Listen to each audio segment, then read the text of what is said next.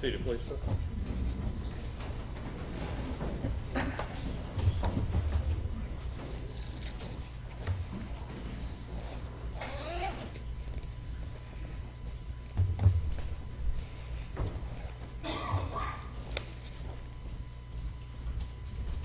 Over here, State of Florida versus Terry Trussell. Mr. Trussell, present. Come on up, Mr. Trussell. I'm sorry, sir, I can't hear you. Come on up.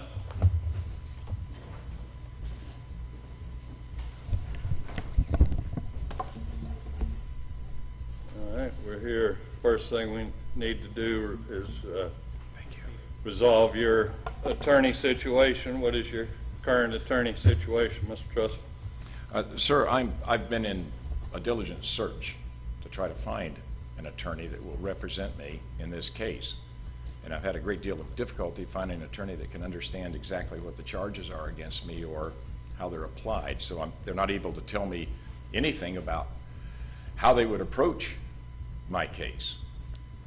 They can't tell me how much they would charge. A couple of them have, but they've talked in numbers in the 6 figures, which is way beyond anything I could touch. So how do you wish to proceed? Well, sir, I had put in a motion that I present myself before the court, sui juris, and my understanding was that the court was going to conduct a Faretta hearing. That's correct. All right, sir. And I mean, my preference is you get your own attorney to represent you. That would be mine, sir. That would be better for everybody concerned. But in the meantime, if you're not able to accomplish that, we need to qualify you to represent yourself. All right, sir. Is that what you wish to do? Well, sir, I'm not sure that I have much of an option there.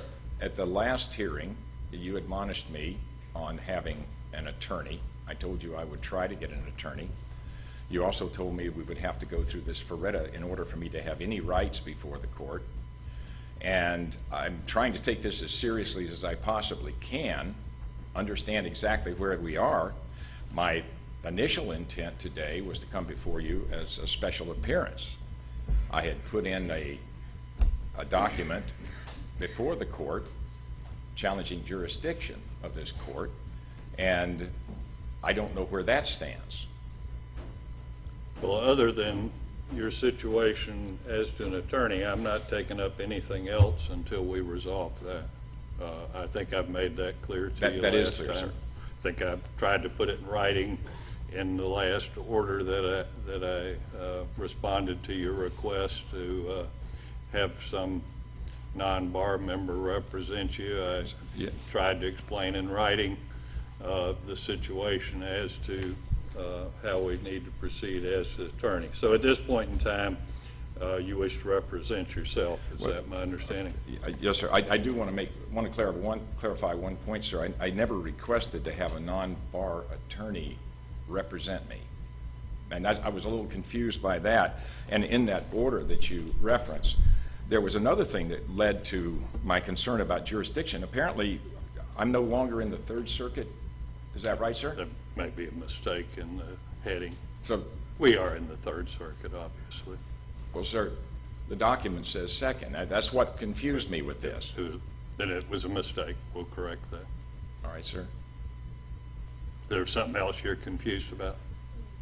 Yes, sir. There's another issue on this. I did some research, and I pulled up the information from the Supreme Court on the Faretta hearing, compared the two documents. And there seems to be some disparities between the two documents. And I was wondering, if we're going to proceed with the Faretta, would you mind if we use the Supreme Court's format for that? We'll use the format that I choose to use. Yes, sir. This is your court. It is based on what the Florida Supreme Court has done, not what the U.S. Supreme Court has Well, that was done. Florida Supreme Court, sir. But Faretta Yes, is yes. U.S. Supreme Court. Are you ready to proceed? Was there something else you were confused about? No, sir. You've answered my questions. Raise your right hand.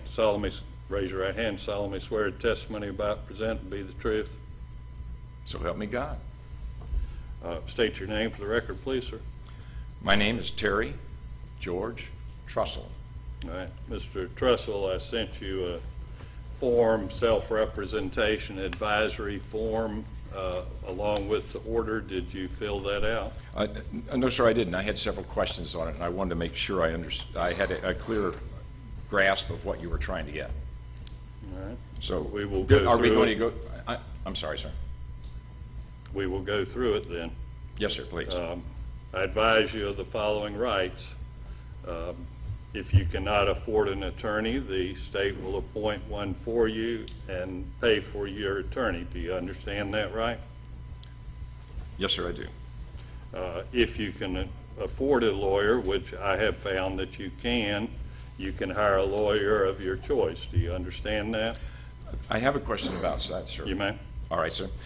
It says, if I can afford a lawyer, and you've made the determination that I can afford a lawyer, predicated on what, sir? Based upon your affidavit. Sir, my affidavit was not accurate. Well, I've told you in the order, if there was something inaccurate about your affidavit, you needed to bring that to my attention. Well, the part that I gave was accurate, sir.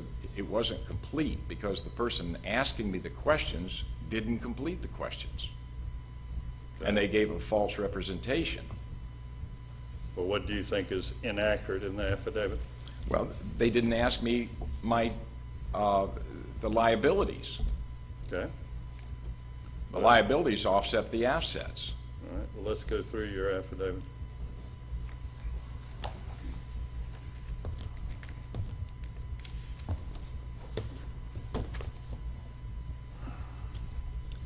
You have your copy of your affidavit there?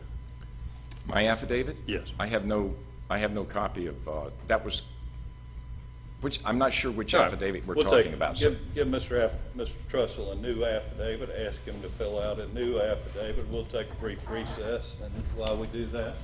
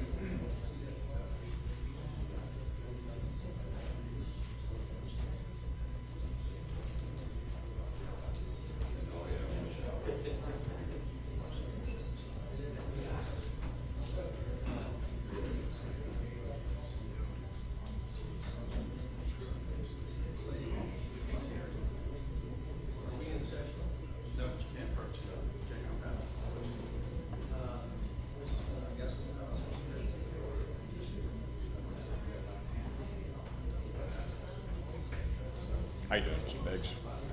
Excellent, sir. Simplifying.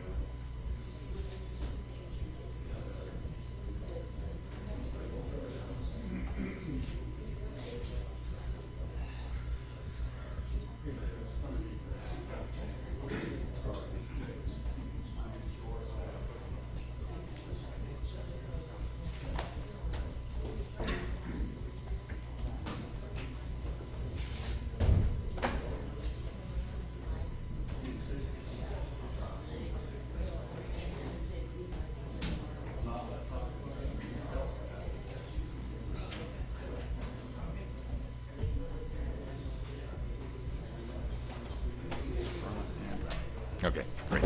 Thank you.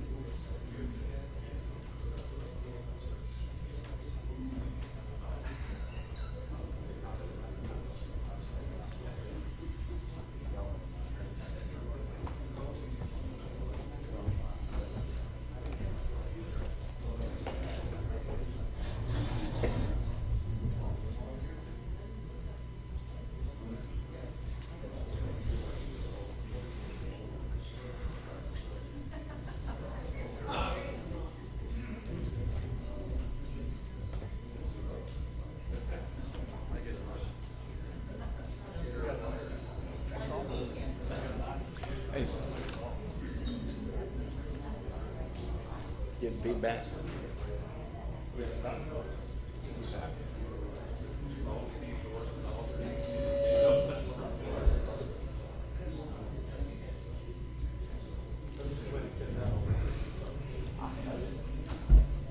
just took an oath. And he's asked me to fill. I can't fill this out. And I can't fill it. Wait a minute now. I'm not trying to make an excuse. I don't know this information.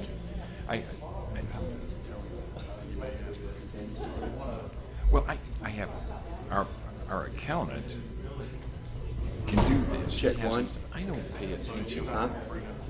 No feedback? Can you ask him a question? Just tell him I don't have these exact numbers. I just took an oath. You know, I don't want to go to jail because I. Okay. And is there any? I get some water. My mouth is so dry. Okay. Thank you, sir.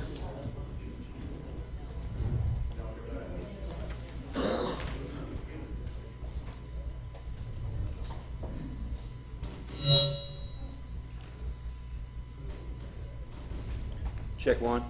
Check one. Better? A little bit?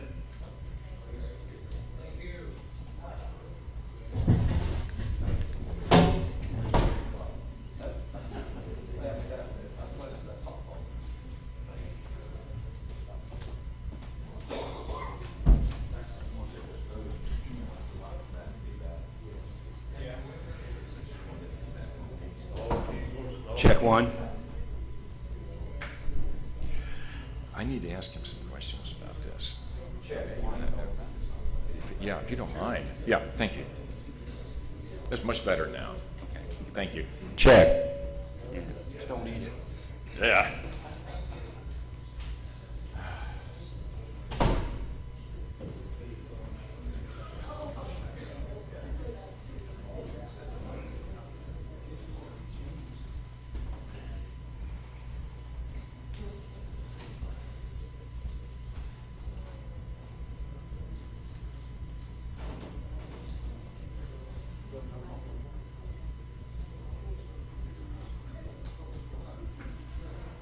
Court come to order, remain seated.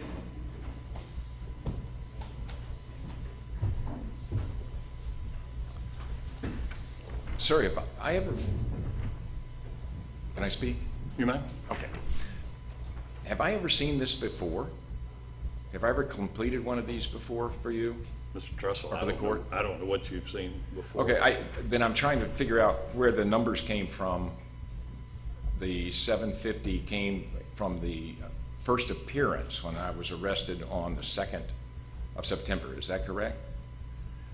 I'm reading from application for criminal indigent status that you signed under oath on September 4th, 2014, in which you indicated that you had $500,000 assets in Dixie County and $250,000 assets in Duval County.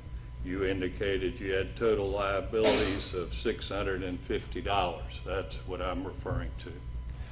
That's not the way it was presented to me, sir. Were you untruthful in that affidavit? No, sir, but whoever put that down there didn't put the right numbers down. Well, this is you putting down whatever you put down. Is that inaccurate? Sir, that's the $650 was how much it cost me per month to live, and that was the number they gave me. I told them I have about $800 a month income from Social Security. And they said, how much does it cost you to live? And I said, more than that. They said, we can't put that down. Let's just put $650. Well, so that's where it came from. I'm not interested in that, Mr. Trussell. Do you have assets, as you said under oath, of $750,000? Off the top of my head, sir, that's the best I could come up with under the circumstances at the time. But I'm asking you a question today. As we stand here today, what Yes, sir. assets do you own? Sir, you put me under oath. I did. Sir, I don't You know. are under oath. I have no idea what I own, sir. All right. Well, I would have to ask my accountant. Well, then you don't qualify for services of public defender. All right, sir. Before trial, a lawyer's legal training and experience may help you get bail. Of course, we've gotten beyond that. Get information about your case by enforcing the legal rules for discovery, uncover violations of constitutional rights and enforce them. Make sure you have a speedy trial if you want one. Make sure the state has followed the statute of limitations. Identify and preserve favorable evidence for your trial. Help you get the best possible plea and sentence if you don't want a trial, and cover legal grounds to dismiss your case or suppress evidence against you. File proper papers to preserve your right to present defenses at trial, including, if applicable, presenting an alibi. You understand those are things that an attorney might be able to help you with? I comprehend them, yes, sir. At trial, a lawyer's legal training and experience may help you pick the best jury, explain challenges for cause, peremptory challenges, and the number of challenges allowed.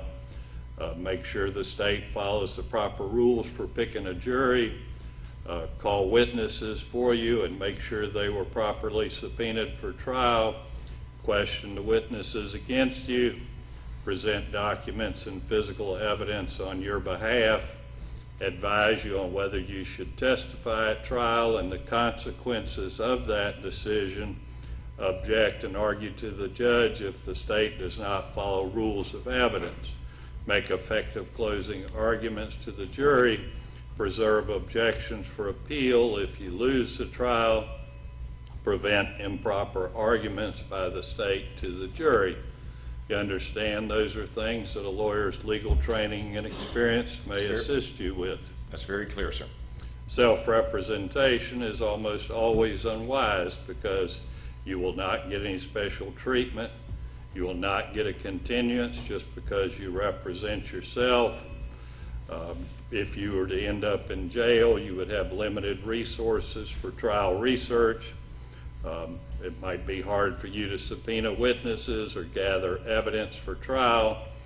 It will be difficult or impossible for you to talk with the state, other witnesses, or other persons on matters that may help your defense.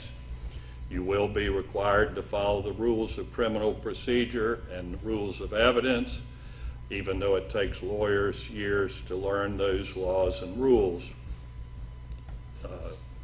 It is often a problem that defendants get too emotional during trial and cannot concentrate, be objective, or be effective in defending the case.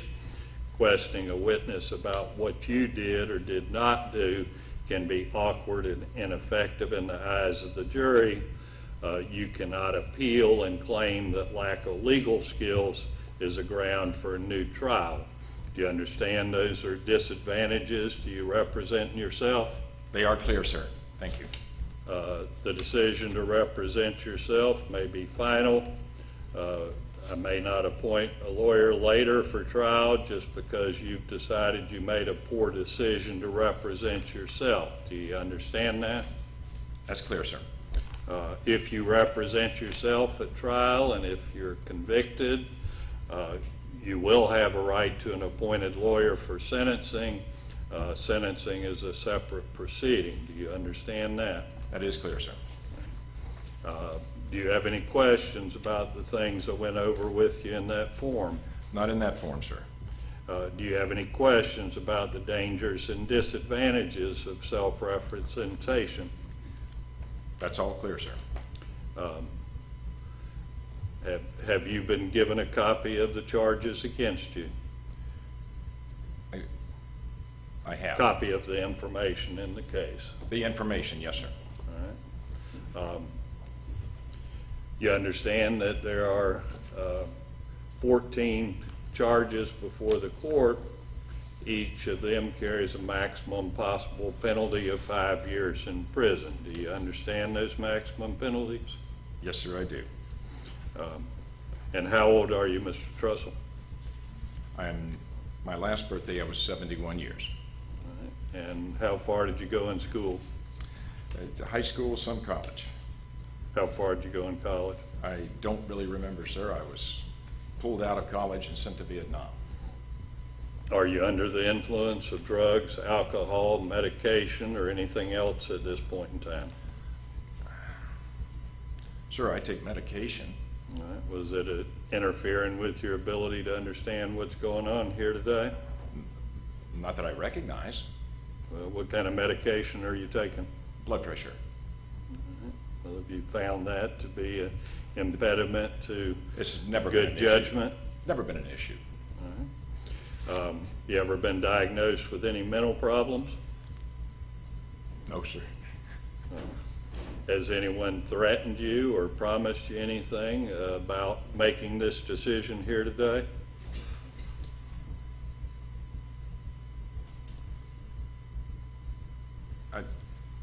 Could you be a little bit more clear on that, sir? I'm not sure I understand what that means. Well, has anybody offered money or other reward for you to decline to hire an attorney?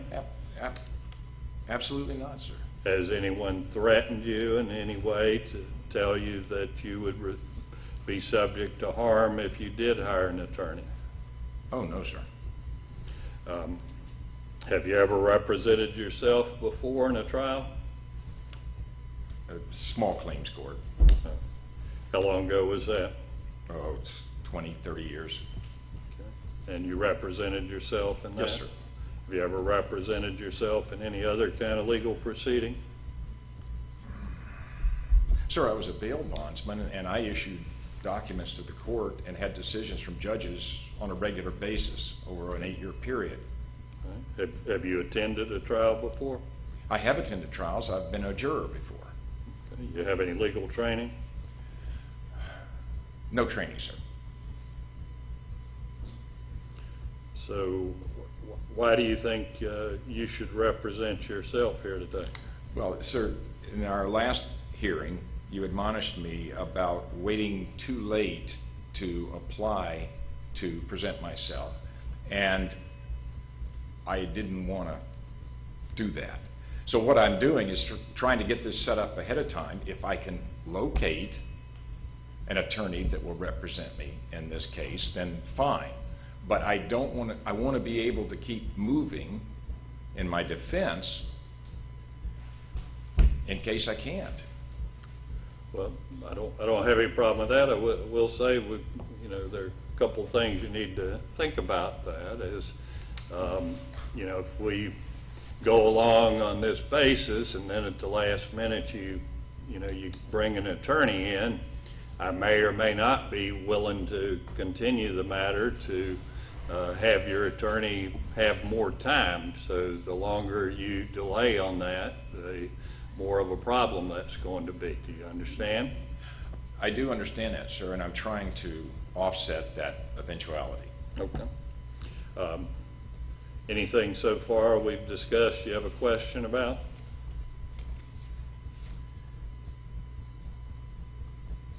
Let's see, we were down to number 11. Is that correct, sir? We've completed the form.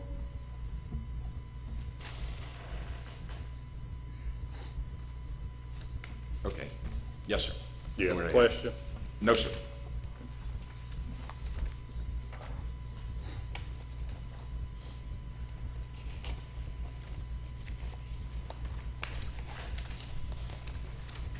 Was there something you had a question about?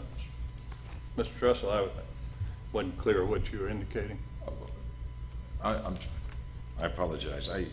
I thought you asked me if I was clear on all of this, Right. and I said yes. Okay. And at this point in time, it's your final decision that you wish to represent yourself, move forward with the case pending your efforts to get an attorney. Yes, sir.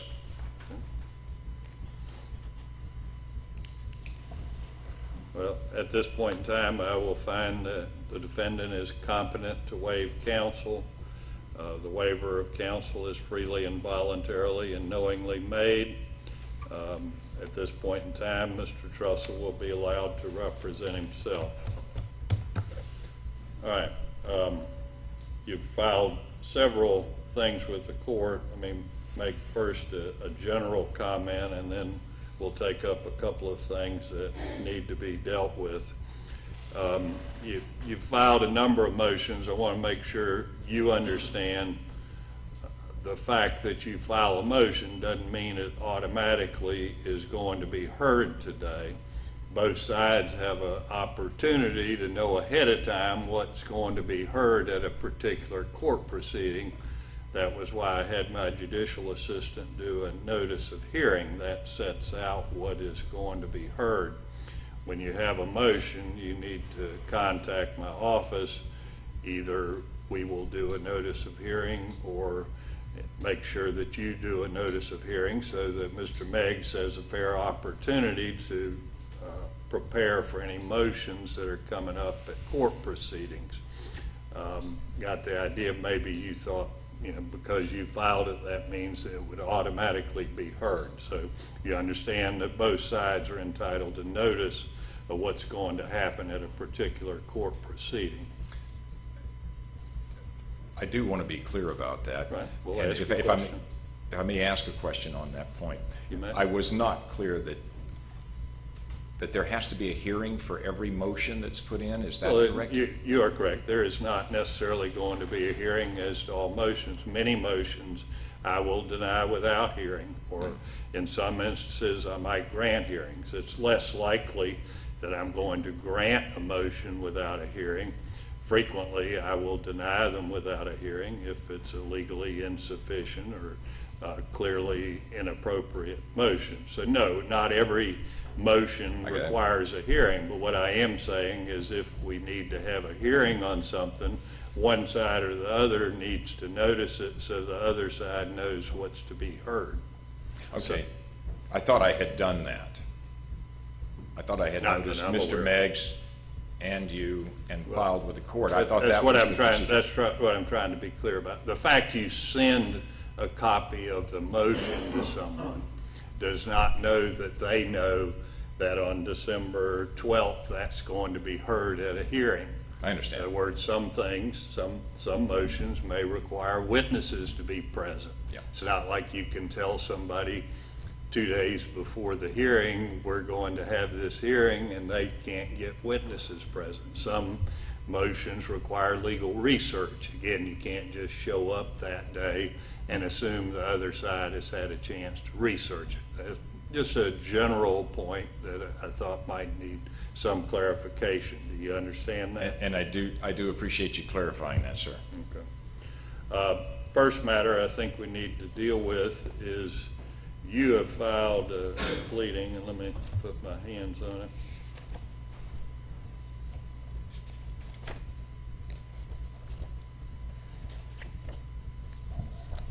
What you have styled a demand for a speedy trial with due process of law according to the law of the land.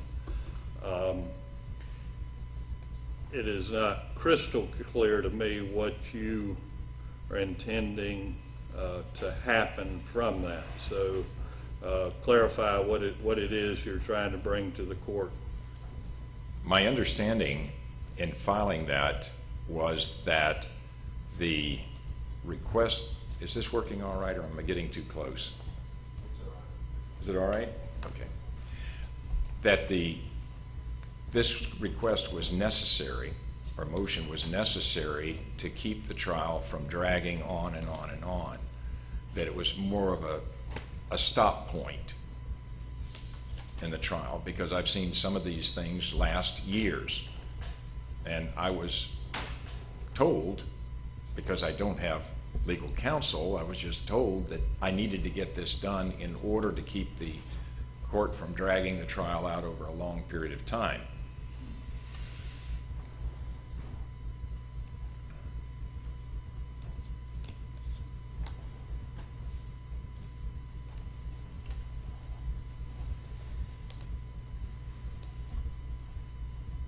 Well, to be clear, I mean, I will from time to time make legal explanations because I feel necessary to make legal explanations. I'll be crystal clear, I'm not advising you as to what you should do. I am not your lawyer, Correct. nor is it my purpose to do that. But sometimes some clarification of the law needs to be made, and I was not clear whether you understood that if this is a demand for speedy trial, that is a representation to the court that you are ready to proceed, and upon accepting that demand, a trial may proceed within 5 days from us acknowledging that in court. Once I accept your demand for speedy trial, it would be within my discretion not to grant any continuance to you because you have already represented to the court that you are fully ready to proceed to trial as of the day of that filing. Once that occurs, and it's clear that that's what has occurred, the matter will be set for trial within a period of time and will proceed within that period of time. Generally, it is 55 days from the filing and service of that demand. Do you understand that? What you're saying is clear, sir. That was not my intent. Well, that's why I'm asking the question. And I appreciate you showing me that consideration, sir. Can I withdraw the motion?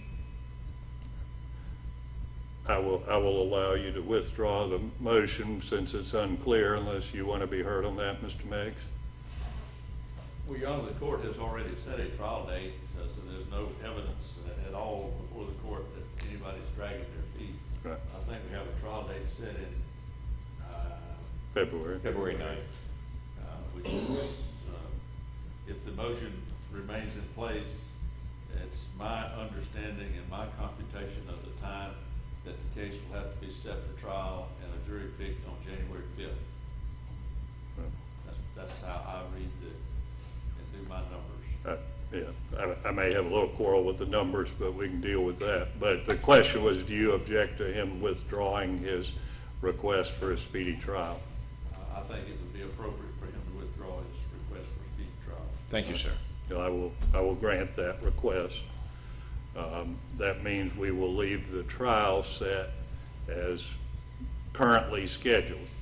That's your understanding, Mr. Trussell? That's correct, sir. Okay. So show that demand, and it was not crystal clear that what was being demanded anyway as being withdrawn. We had noticed your demand for bill of more specific particulars. You can be heard on that. Yes, sir.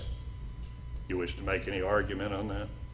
I would like to have a statement or bill of particulars, sir. There's been no connection between the charges that have been laid on me and me or anything I've done. That's one of the things that just kind of fills me with wonderment over this whole thing, that I'm just bewildered by how this all came about, and no one has explained it to me. And that's what I felt the statement of particulars would clarify. Okay. Any other legal argument on that motion? Well, sir, the only other thing I can think of is that, according to the Constitution, I'm entitled to know the nature and cause of the charges, and I've never been told the nature and cause of these charges. Okay. Anything else? No, sir. Mr. Meggs? Well, Your Honor, according to the rules of criminal procedure, there is a procedure for the defendant to demand discovery. That has not been done in this case. When he demands discovery, we will provide him all of the information that is available to the state, and it's just a very simple process. He demands it, we answer it within 15 days. He has an obligation to reciprocally answer certain issues back to the state. However, I would ask the court to deny the motion for a statement of particulars, because basically the need for a statement of particulars is if the defendant has a defense like alibi, and generally a statement of particulars will specify the place, date of all material facts. That is alleged in the information which he has acknowledged already that he has a copy of. The location is in Dixie County, Florida. The date of it is August the 15th, and he's accused of, in count 1, and this is in each one of those counts, of impersonating the foreman of the grand jury and filing legal process that affected other people. So the information tells you what he's accused of and what he's got to defend. So I don't know what more particular I can tell him other than, I can tell him when you file a false document with the court, a fraudulent document with the court, assuming that you're the foreman of the grand jury that filed that document and you're not, that is what he's charged with, which is impersonating a public officer, being the foreman of the grand jury. So I don't know how to answer a statement of particular any more directly than what is charged in the information. It would seem to me that the appropriate thing to do would be demand discovery, which he already knows because he's involved in all of this, and then we'll go from there. So I ask the court to deny the statement of particular. Further, Mr. Trussell? Yes, sir. This is what's so confounding in this case and in these charges. As Mr. Meggs just stated, I was impersonating the foreman of the grand jury. Let me just give you a warning, Mr. Trussell. Please. I may say that if you talk about factual matters here, this is a public proceeding, an open record. Yes, Any factual matters that you talk about could later be used against you in trial. I'm let you say what you want, but I think it is fair to make sure that you understand that any admissions that you were to make here factually could be used against you at trial. So yes, you should perhaps be careful about talking about specific facts of the case. That's up to you, but I think that warning is in order. Well, sir, the thing that strikes me so odd in this is that from what Mr. Meggs just accounted is a total puzzlement. This whole thing has gotten so far out of hand, and it's mainly because people can't talk to people. My feeling is if the court and Mr. Meggs and myself could sit down at a table, this could be explained, and just go away. There is no clarity in these charges against me. There is no specifics in these charges against me. Take item 12. Explain to me that one in the information. How did that get to be a charge against me?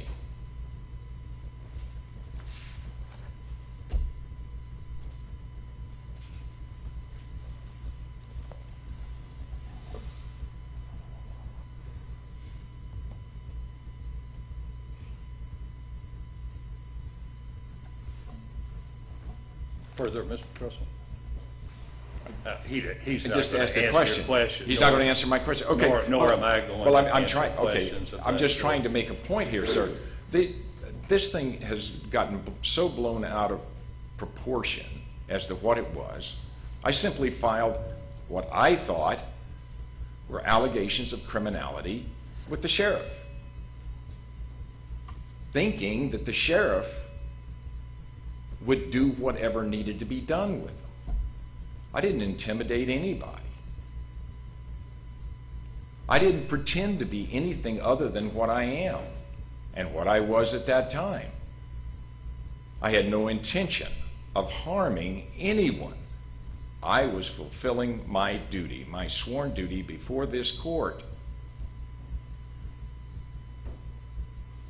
And every court officer that I went to seek help in doing the job that I was vested with responded with silence. Are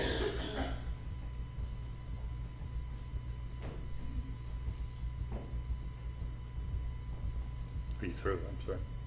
Yes, sir. I think we've kind of gotten off the legal issue before the court. Let me first, before I go back to the legal issue before the court, just comment that you've talked about the ability to resolve this case.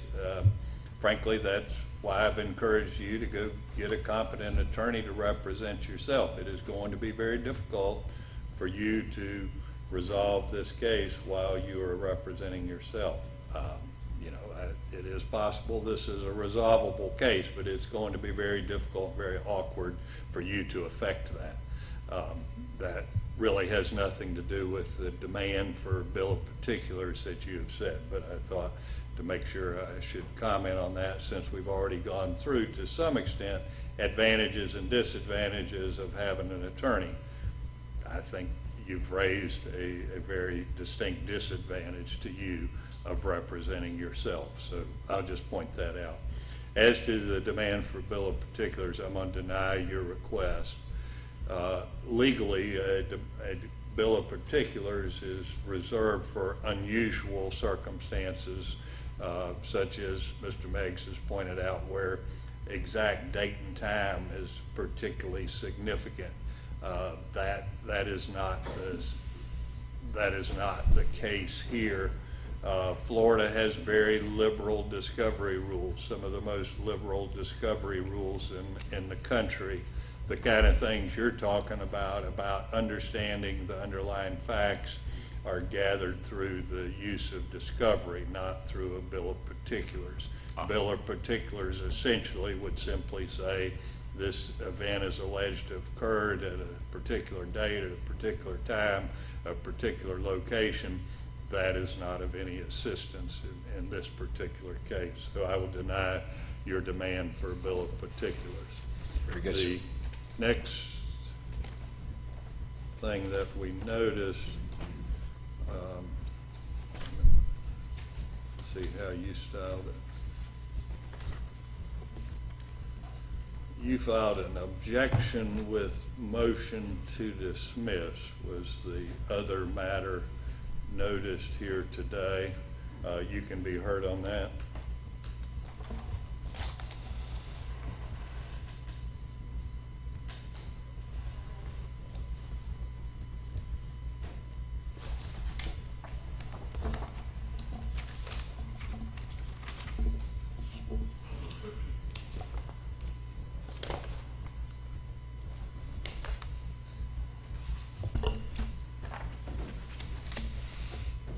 Yes, sir. This was predicated on a number of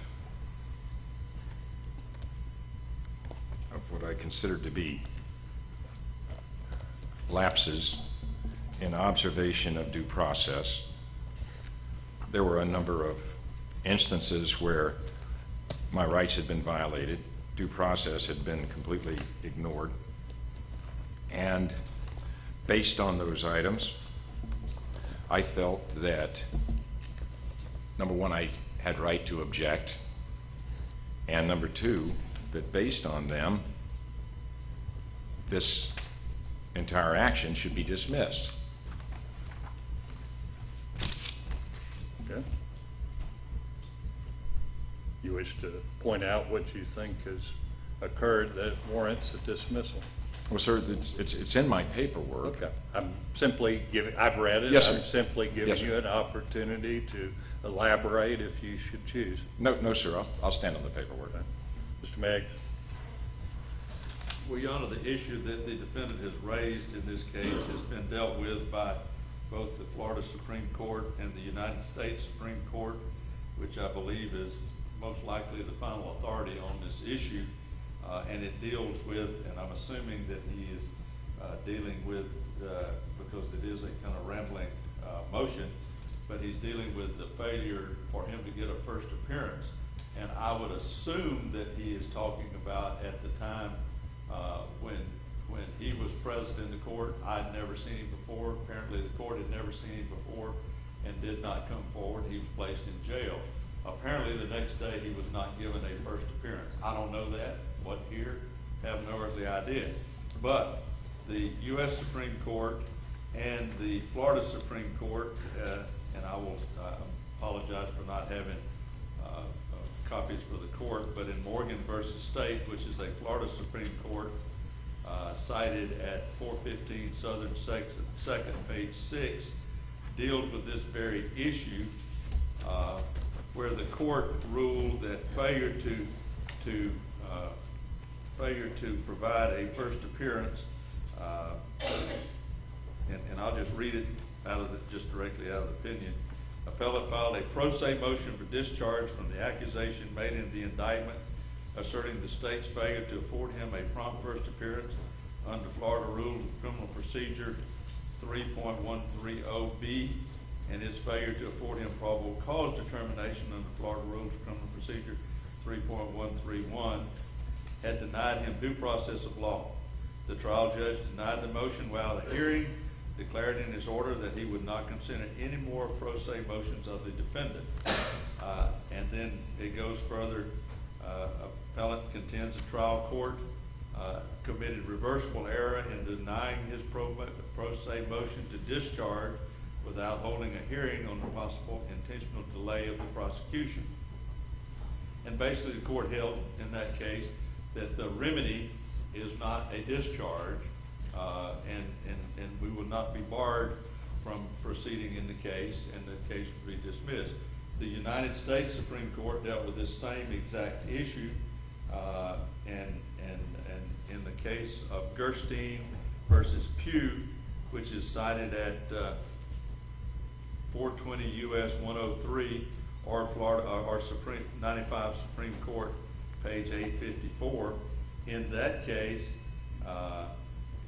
the court ruled instead we adhere to the court's prior holding that a judicial hearing is not a prerequisite to a prosecution by information, and they ruled that a failure to provide first appearance in that particular case will not be vacated and is not a bar to proceeding forward. So for those two reasons and with that authority, the court should deny his motion to dismiss if he did not have a first appearance. That is not a bar to further in the case when an information or indictment has been filed afterwards.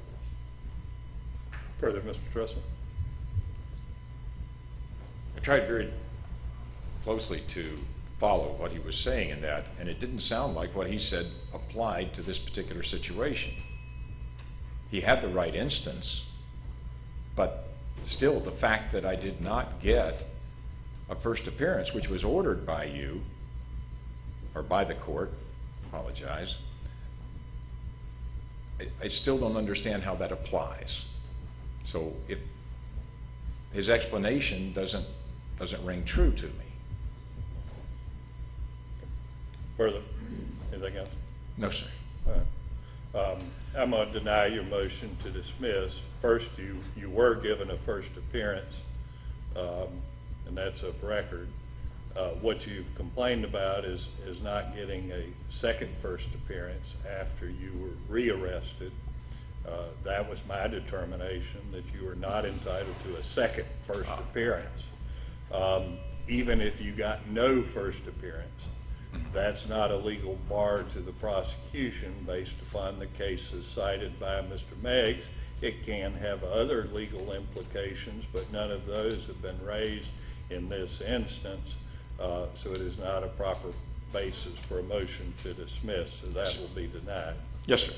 Now, those are the only things that I'm aware of that were noticed for today. I know you've filed a number of other matters. Frankly, I don't know which ones Mr. Meggs might be prepared to respond to or not. How would you prefer to proceed, Mr. Meggs? Well, Judge, I wouldn't want to lose on a matter that I'm not prepared on, but I do have a request of the court when it comes my time. I don't know which one we want to take up. I may be able to respond to them if we determine. Well, how about we do it in this manner? I'll let Mr. Trussell raise whatever motions he thinks he would like to argue. If you are not prepared to respond to that particular motion, you let me know and we will put it over to another day. If we can resolve it today, it will be resolved today. Is that agreeable with you? Yes, sir, Your Honor. Mr. Trussell, do you wish to proceed in that fashion? We could put it on another day if you'd like, sir. I mean, that's There's up no to great you. immediacy. What's that? There's no great immediacy on it. Okay. Well, then that's probably the better practice. I think. Yes, sir.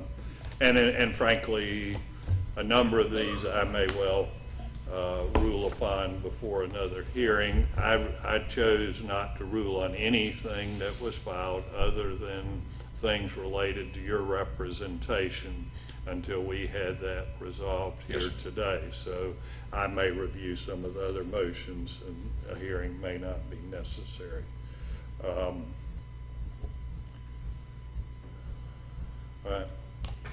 You wanted to be heard, Mr. Meggs? Yes, sir. Your Honor, if police court, what I would ask the court to do, and we do this, and I'm not sure of the exact terminology, but we need some kind of scheduling order about when motions can be filed.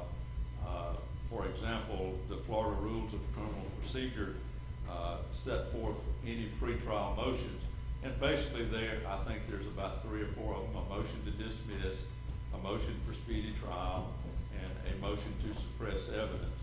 And those are basically, as I read them, basically the only motions pretrial that should be filed by a defendant in a case. And so I would like for the defendant to be required to follow the rules of criminal procedure. And in most instances, in all of the things that have been given to me, they have not been followed. I have not gotten a certificate of service. They're just noticed. Many of these motions that he filed are filed in a court that doesn't exist, and he needs to file the court according to the rules of criminal procedure. For example, it needs to be filed in the circuit court, the 3rd Circuit for Dixie County. And there is no such court as the court of record in and for Dixie County. And there's no such court as the People's Court for Dixie County. It is the Circuit Court for Dixie County that these pleadings should be filed in. And they should be filed according to the rules of criminal procedure. For example, the motion for speedy trial. I got that not from the defendant. I received no certificate of service on it. And matter of fact, when I finally did receive it and began to look at it, I don't even know where it came from. It just it was unsigned. There was no certificate of service, and it was blank. At the bottom was Yesterday, I called the clerk's office to find out, so I was trying to compute the time for when we needed this speedy trial issue. I called the clerk and finally got a signed copy, but there was no certificate of service. So I'd asked the court to require the defendant to follow the rules of criminal procedure, provide a certificate of service, and file them in the proper court in the proper format. Well, I'm not going to be too quick to jump up on a mistake in the heading of the court since we made one in our filing, but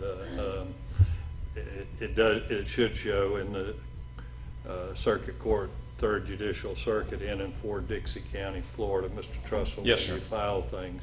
Certificate of service, I think I've already covered the notice of hearing adequately. Was there something else you wanted to comment on in a notice of hearing, Mr. May? No, Your Honor. All right, I think I've covered that adequately. I think Mr. Meggs raises an appropriate point. When you file something, Mr. Trussell, it should include a signed certificate of service indicating where copies were sent. Whatever you file with the clerk of court, Mr. Meggs is entitled to a copy of that pleading, and that's the purpose of a certificate of service. It will say, and you look at the rules of procedure, it'll give you a sample of what's supposed to say, but it will say on a particular date, you certify that you either mailed him a copy at whatever address that is you sent it to, or you emailed him a copy, or exactly if you hand deliver it to him. So that certification is important. It protects you. It's used once you properly certify that, then it becomes a presumption that that is what occurred. It's a rebuttable presumption, but it is a presumption that that's what you in fact did, because you have certified in writing that that's what you've done. Now, different time frames apply depending on how you send a copy of somebody something. If you send it by mail or email, you add 5 days to whatever time frame they had in responding or reacting to your motion. Obviously, if you hand deliver something to someone, then it's effective immediately. It does have legal significance, but whatever you file with the court, a copy should be sent to Mr. Meggs, and your motion should have a certificate of service, the manner in which you delivered it, copy to the other side, and that protects everyone. Do you have any question about that? Yes, sir. I was under the impression, and I'll have to go back and check my records on all of it, but it's been my practice to have a certificate of service on every one of the items that I filed. I also file a copy of that certificate of service with the court. I also have been sending everything certified, return receipt, requested. I have the green cards on every one of the filings that show the signature of the person who has received the filings. Right. And the filings that I've done have been copies right from the court records. Right. Well, I can tell you that there are documents in the file, particularly the demand for speedy trial. There is not a signed certificate of service. Yes, there is a certificate of service, but it doesn't say who you sent anything to, and it's not signed. So it needs to be signed, and it needs to be indicated whatever Mr. Meggs' address is, and on this date and time, a copy was sent to this person at this address. Yes, sir. You don't have to send everything certified. That's just an extra expense on your part, but Yes, you do need to certify copies. You do not have to copy the court. It is a courtesy to the court to send a copy, but the official document is what you file with the clerk of court, not what you file with me. I like to see what's filed, but I can go to the pull up the court file on the internet, and I can see what you filed. So, if it's something important, I like to get a copy of it. Mr. Meggs probably, when he files something, will copy me. We call it a courtesy copy, but that's not legally required. Correct. Certificate of service showing that he has been copied is legally required. And that copy only goes with the court, or do I need to send a copy to you so that you know that he received a copy? Let me say it again. What the official document, every document should be the same. I'm not saying you have one document that goes to the clerk, that Right. what you send to him should be an exact copy of what you file with the clerk. Correct. You are legally required to file any document with the clerk of court. Correct. You are legally required to send a copy and certify that you have sent a copy to Mr. Meggs. You are not legally required to send me anything. Got it. Thank you, sir. Is that, in terms of, following the rules, we're going to follow the rules, Mr. Meggs, but I think we're just going to have to deal with that on an individual basis in terms of what pleadings are filed. Was there something else specific that you wanted to raise? I think that covers it, Judge. All right. Anything else, Mr. Trussell? No, sir. All right, so at this point in time, the next proceeding we have will be the trial on February 9th, which will be jury selection. If you desire to have an intervening hearing time, Mr. Trussell, or if the state needs an intervening hearing time, you need to contact my office and arrange for an intervening hearing time. Is that clear enough?